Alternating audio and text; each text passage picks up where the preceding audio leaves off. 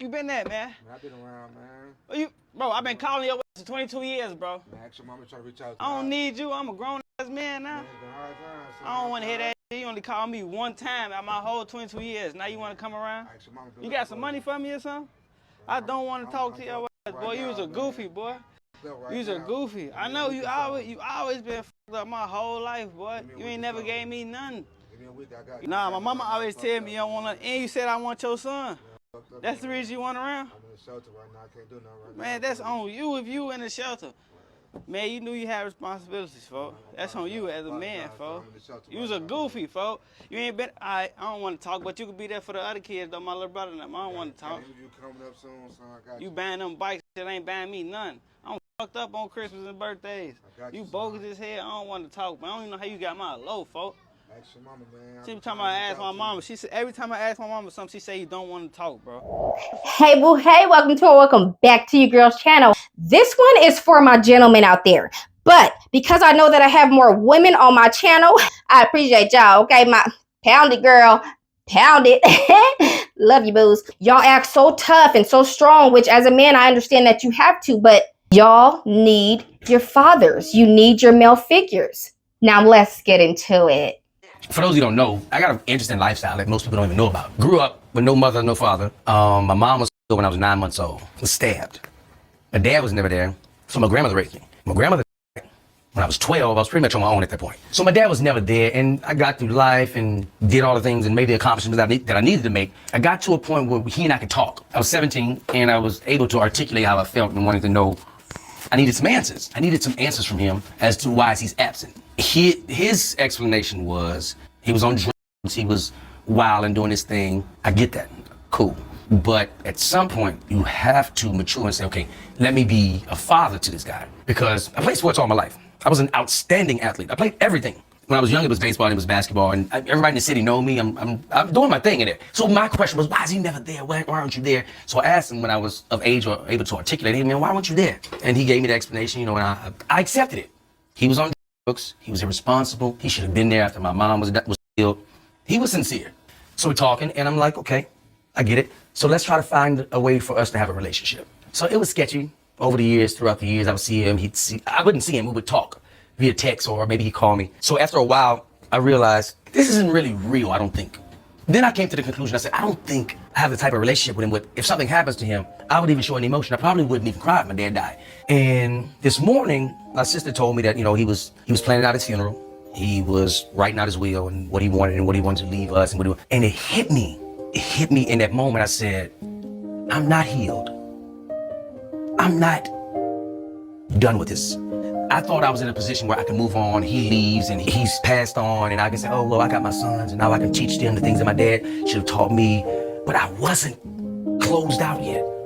And I'm still not closed out.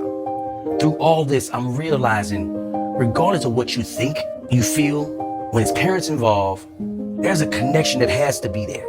Especially if I can see you. If I see you, I know you're still living. I'm like, even if you're not there, even if it's somebody out there who has a father that's on crack, a mother that's on crack, and you feel disattached from them, there is still a connection. They had you. That never leaves. That connection never leaves. So it hit me, man. It hit me this morning when I replayed my sister saying, oh, he's planning out his funeral. He knows that there is an end point, and the end point is nearing, and he's planning out his future, and everything hit me. And I said, I'm not done. I'm not over this. There's still some shit unanswered. I have become who I am right now and going to elevate to more. You should have been there. I thought I was over it, thinking that, well, we don't have no bond like that, like me and my sons have.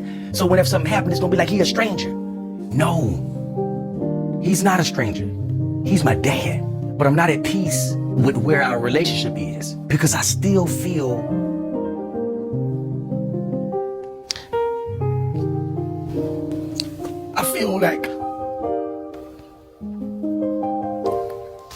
like he still owes Dee Dee an explanation. Because as an adult, I'm still feeling shit that I thought I was over as a kid. Look what I turned out to be. How could you not want to be a part of that?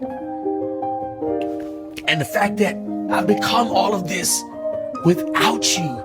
You can't give me the excuse. You can't give me that.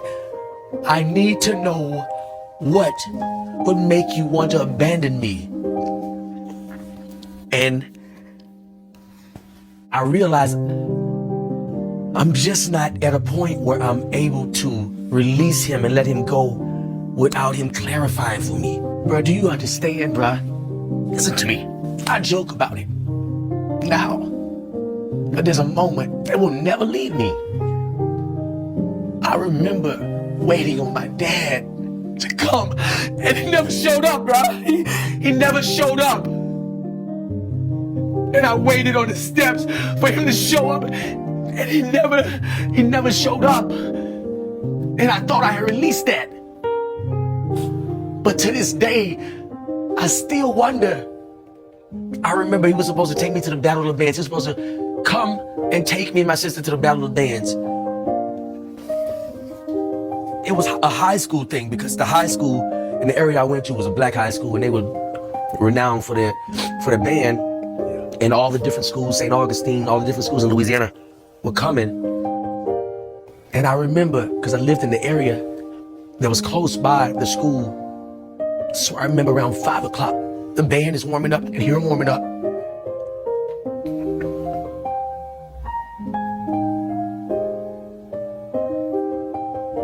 And I went and sat on the steps. And my grandmother said, he's not coming. I don't know why you keep believing in him. He's not coming. I said, yeah, he's coming.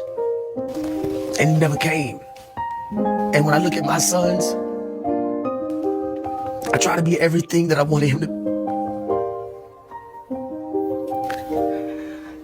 I try to be everything that I wanted him to be to me.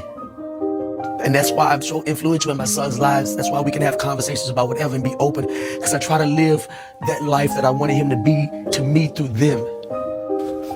But I still need clarity.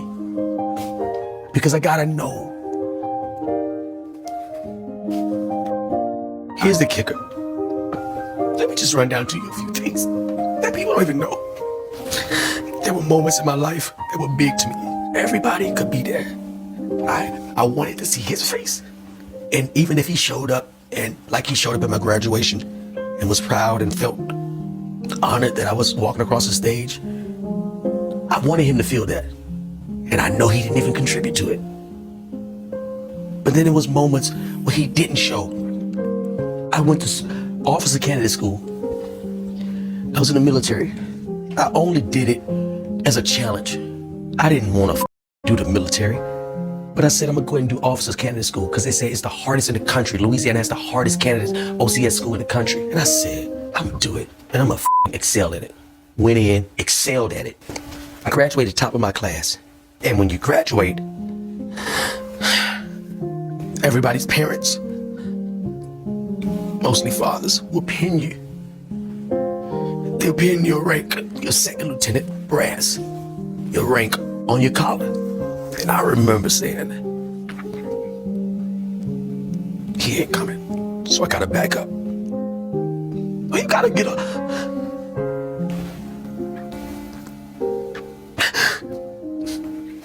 Well, you gotta get a backup for the man that provided life for you. Do you know how that makes you feel? I had to get a guy that was a father figure in my neighborhood to pin me, to pin my rank on me. And the whole time he's pinning me, I'm smiling, but I'm hurting. Because the man that I want to pin me is not there. He's not only not pinning me, but he's not there again. And it just, looking back on it, it's like, I've made it to this point and become an amazing man, and you're still not there. And that is what I gotta find peace with through talking to him, because those moments I can't get back. But I gotta know, what is it in you that looks at me and the man I've become? Why don't you want to celebrate that? You don't have a choice. If you provide that life, it's up to you to cater to everything that kid needs. to make sure he becomes better than you. Listen to me. Listen to me carefully. You feel like you gotta eat shit? You keep eating it. You gotta keep eating it. Because guess what? Later on, I promise you, they'll be my age and they'll look back. And they won't have this grief and this pain that I'm feeling, because I'm now feeling that I'm still hurting because little Didi is still in me. And it's unanswered questions that nobody could answer but him. And I gotta know what makes a man. And for me, you can't put addiction on it. I was addicted. I was a gambleaholic. I've been gambling since I was 8. I'm a risk taker, that's why I'm here. My family said, you crazy. You dropping out of LSU to do what? Because I'm a gambler. I don't expect nobody to see my vision, man. It's not your sight. But when you look at what I've done and you don't want to be a part of it, or you don't make yourself a part of it, or you don't try to give some kind of justification for why you were absent, I can't live with it, bro. And I gotta get this closure. I'm glad that that man was able to go to that podcast or wherever the hell he was and get that out. He probably been needing to get that out for a while. I feel that men can cry. I feel like they should cry. Like, if my husband need to cry, it's going to be right on these titties, okay? And I'm going to hold him all the way until he done and got it all the way out. Men are human too. You are allowed to have these emotions. You are allowed to express yourself. It's just about the way you do it that matters. I think it's healthy for men to get things off their chest. Having an inconsistent parent is the worst thing that someone can have. You are not going to be inconsistent in my child's life. It ruins a boy. Look at this man. Look at this man, knowing his daddy is alive, but choosing not to show up, choosing to blame the drugs, this, that, and the other. It is important for these boys to have male figures, because if they don't, they can go either which way. They could go the route of this man of just wanting to be a better father, which is the route that I would hope they would all take, or they can go the route of being just like their father. You know, being absent, being on drugs, just being a bad person. You can go either which way. And honestly, a lot of people, men or women, we are getting crazy out here. People are growing up to resent their parents. And some of them have reasons, and some of them are just entitled F words. But people are growing up to resent their parents, and things like this are happening. With his North Crowley High School students, Master Sergeant Gene Bass is the life of the party, a beloved father figure using the JROTC program to turn young lives around. He talks about it in a video from Crowley ISD. And that's where it's just an amazing feeling. It's a great feeling to see that. But on Monday, his students were leaving flowers outside his home where he was down on Friday. And it really hurts that I have to come here to bring him flowers, because he's not here with me no more. I can't give him that call. Witnesses say a young man in his 20s approached the teacher's home on Chesapeake Bay Drive. Gene Bass reportedly told him, "Boy, stop playing with that gun before you shoot someone." Police say the surveillance cameras captured him trying to run away as the shooter opened fire. He was shot multiple times and died in a next-door neighbor's front yard. An arrest affidavit says the shooter was the victim's own son, 27-year-old Xavier Bass, living in Georgia, and told a family member that he needed to drive to Texas and that she would find out why when she saw it on the news. And the day before the shooting said he was going to drive to see his mom, sell his Mustang car, and check himself into a mental hospital. The shooting happened the next day instead. I didn't look as Master Sergeant Bass as an instructor. I always call him my papa. And he always talks to me. He was really the sweetest person you could ever really meet, though. Police say Xavier Bass fled back to Georgia and was arrested in Valdosta. His family has not yet commented on his reported mental struggles and why they believe the shooting happened. Now, what they're saying is that the father allegedly abandoned this boy. A lot of y'all men, y'all abandon y'all children, then y'all go take care of a bunch of other kids. You want to be out of school, being everybody else papa in the school, or being somebody's stepdaddy, catering to your stepkids, while you done abandoned 4 or 5 of your own that came out of your ball sack. So now he came back to your butt. What other reason could he have to hate you so much? Other than you not being a great father to him, but him having to witness you be a great father to everybody else around him. That would irritate a person. People are losing their minds. So you got to be careful how you treat people. Love on your kids. Give them good memories with you. Okay? So they don't have reasons to want to pow you later. Now, don't get me wrong. Kids, they're going to find a reason to be mad at you for something. They always are. Hell, me and my mama bickering about something every other week. But at the end of the day, she was a good mother. I know that she was doing her best. All of her intentions were good intentions. And my mama, she made a lot. Mama, if you're watching, you made a lot of mistakes. But you have owned up to them. My mama has admitted that she knows she wasn't the best mother. She knows she could have went right when she went left. And that's why I can move on and I can forgive her. She ain't sitting up talking about some, I didn't do that. You just being sensitive. Own up to your stuff. If you wasn't the best mother, let your kids know that. Apologize, move forward. But some of you neglects can't do that. You just want to have problems with your children and then let them wander off in the world all lost and confused with no guidance. These people that are going crazy, they don't have guidance. These even new millennial parents. I'm a millennial. Us millennial parents are losing their minds. Parents are not parents no more. Grandparents are not grandparents no more. Grandparents are twerking. They are putting their overly veined legs up on the walls with their hands on the floor and popping it like every other 25-year-old in the world, okay? People ain't people no more. Everybody's doing what the hell they want to do. Sure.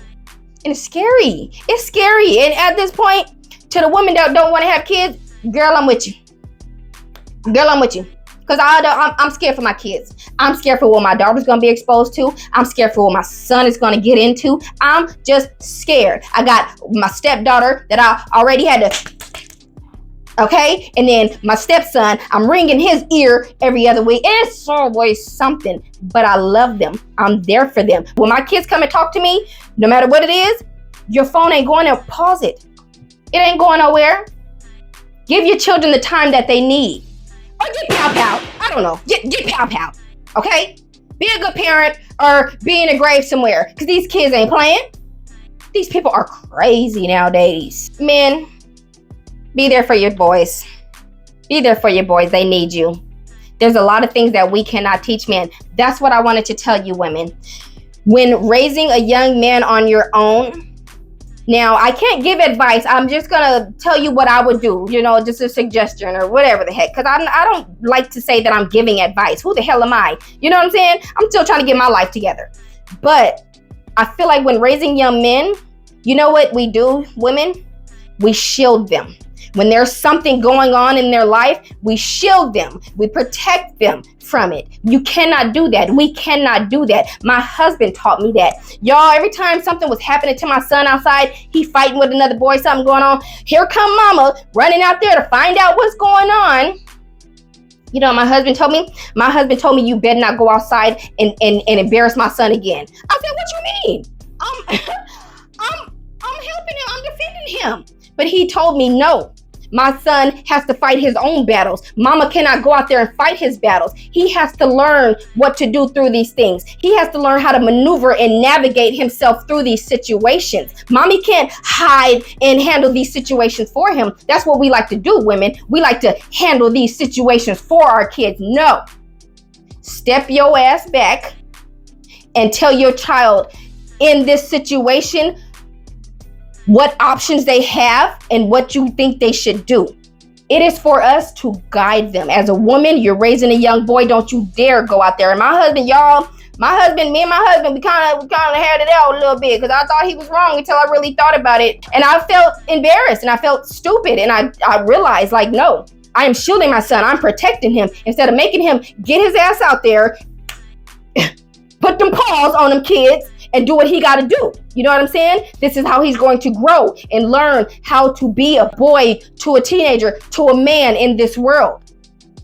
And that's what my husband taught me, y'all. My husband taught me that I need to step back and let my son handle it himself. At the most, I need to tell him what to do and how to do it. But I don't go out there and do it for him. If that makes any sense. I'm just telling you what my husband kind of fussed at me about. because he told me if I go outside and defend his son one more time, we was gonna have some problems. And when I tell you I ain't want them problems, okay? I don't want the problems. I don't want the problems. Because I can't raise no boy, and my husband, I'm not gonna argue with him when it comes to his sons. I don't know what it's like to be no man. I don't want to know what it's like to be no man. So I had to let him teach me to teach him, if that makes any sense. My husband taught me to back off. Back off. I know there's going to be times where you want to go and take care of everything for your child, because that's just how we are. It's in our blood. White, Mexican, Asian, Filipino, every single race, it is in our blood to protect our cubs. Okay? I would know. I don't do it no more, unfortunately. I mean, I will pounce on a motherfucker for my daughter in a heartbeat. I can protect her as long as I want to, he said. But he said I can't protect my son. And women, we shouldn't. We shouldn't. Tell them what to do, how to do it. If you gotta buy him some boxing gloves and teach him yourself, YouTube it. I don't care. Let your boy be a boy. Stop hovering and shielding them like my dumbass was doing. Okay? That's what I got on it. Be there for your boys. Okay? They need you. They need us. If you like this video, give your girl a like. Don't forget to subscribe. I love you, and I better catch you in the next one.